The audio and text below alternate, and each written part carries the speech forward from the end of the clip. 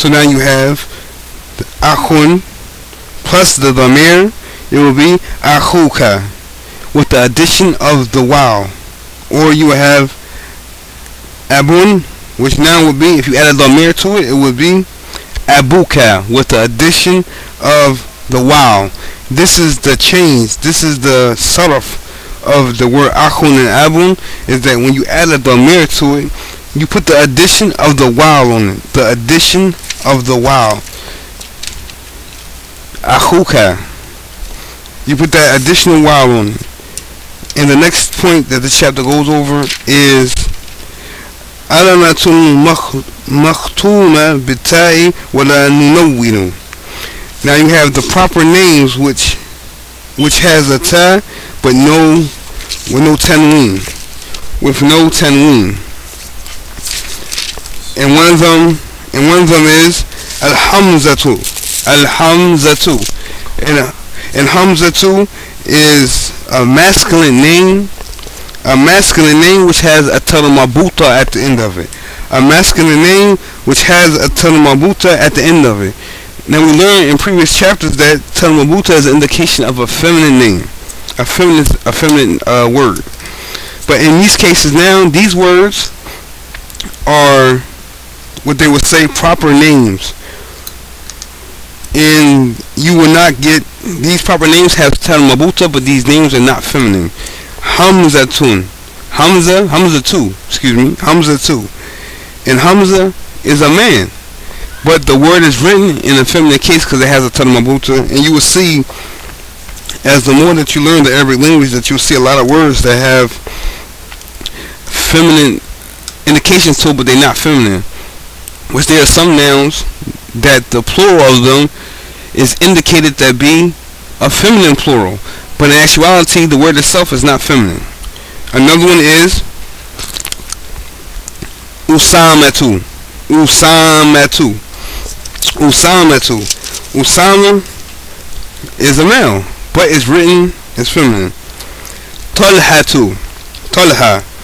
one of the name of the Sahabi, Talha.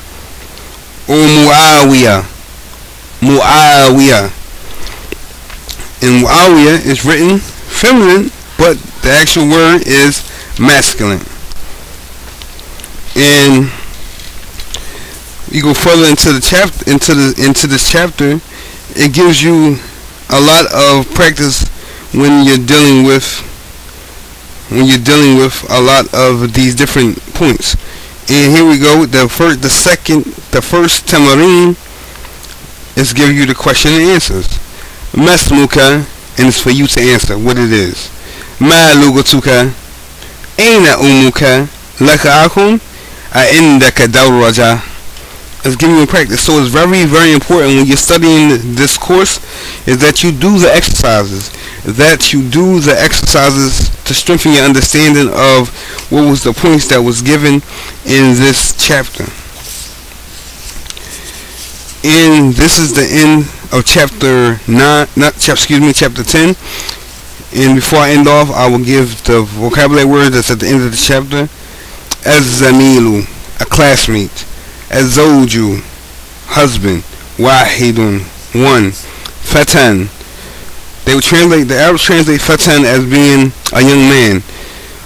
When you're from the ages of, between the age of 1 and 10, I believe it is, you're considered a wallet, a tiflu. When you see the ages of, when you're first born to the age of maybe 3 or 4, you're considered, you're a tifl. And from the ages of 6 on up, you're considered, a fatan, which is a young man, a teenager. Some of the Arabs translate as being a teenager. Ma'a, with. Tiflu, a child. Kuwait, the city of Kuwait. Lugatun, language. And these are the points which are given in lesson 10.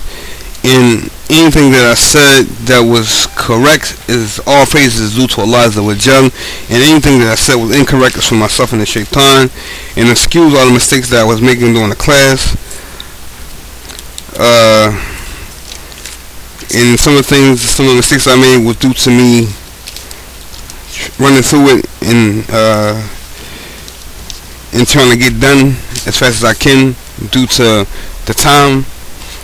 So any mistakes that I made, excuse the mistakes, and inshallah I will work on that. سبحانك اللهم وبحمدك أشهد أن لا إله إلا أنت أستغفرك وأتوب إليك وآخر دعوانا إن الحمد لله رب العالمين.